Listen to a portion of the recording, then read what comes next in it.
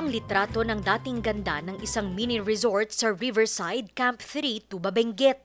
Isa raw ito noon sa mga atraksyon sa lugar pero sa kasamaang palad, nasira ng manalasa ang bagyong Umpong taong 2018. Typhoon Umpong, resort ito dati pero sa lakas ng ulan, ng tubig na nadali.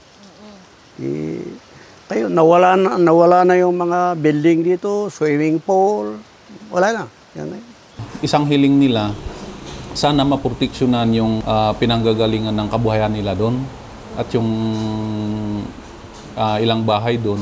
Taong 2021, higit 29 million pesos ang ipinondo ng DPWH para sa proyektong flood mitigation para na rin sa hiling na proteksyon ng mga residente. Nauna nang sinabi ng DPWH Benguet 1st District Engineering Office na kinulang ang pondong ito. May mga future funding kami para matapos lang yung project na yun. Kasi kung titignan mo ngayon, bitin yung flood control na nilagay namin noong 2020 or 2021. So mga height ng na slide na structure noon is mga more than 15 meters. Yung mga nilagay lang natin is around 6 to 7 meters. Taong 2024, halos 60 million pesos naman ang ipinondo para sa pagsasaayos, pagtutuloy at pagtatayo ng panibagong flood control project sa parehong lugar. Ito ang ginamit sa pagtatayo nga ng proyekto sa parte na di umano'y wala namang mga kabahayan.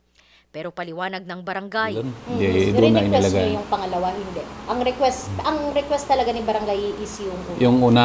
Tapos, nung pumunta kami doon, gusto rin nung mga nasa kabilang pampang na yon na kung pwede sanang maano yung bumababang lupa doon.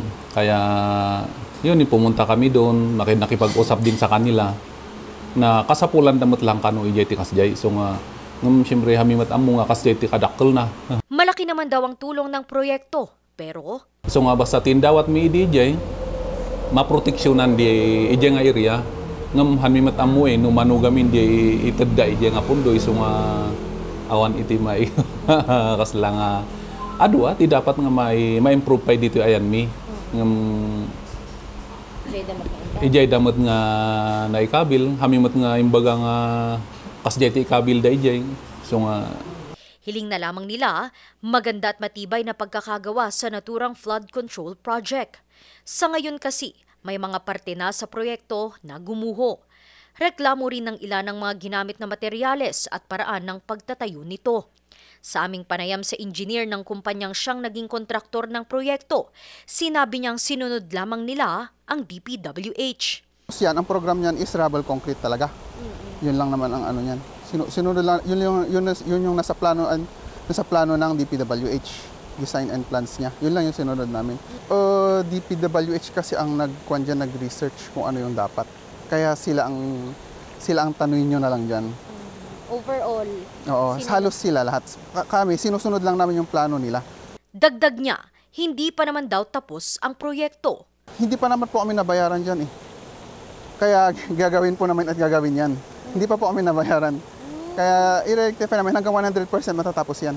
Itong project na to is under defects liability period pa for 1 year. So, yung contractor is obliged to repair or reconstruct the damaged portion at his own risk, at his own expense. Hindi na, wala nang additional cost ng galing sa government. Bagamat sinasabing hindi pa pinal, paniniguro nila, nagagamit sa tama ang pondo nito. Samantala dahil sa mainit na usapin tungkol sa mga maanumalyang flood control project, hinikayat na ni Pangulong Marcos Jr. ang lahat ng mamamayan na magsumbong upang mabigyang leksyon ang mga sangkot sa di umano'y pagnanakaw ng pondo ng bayan. Randy Guzman, RNG News.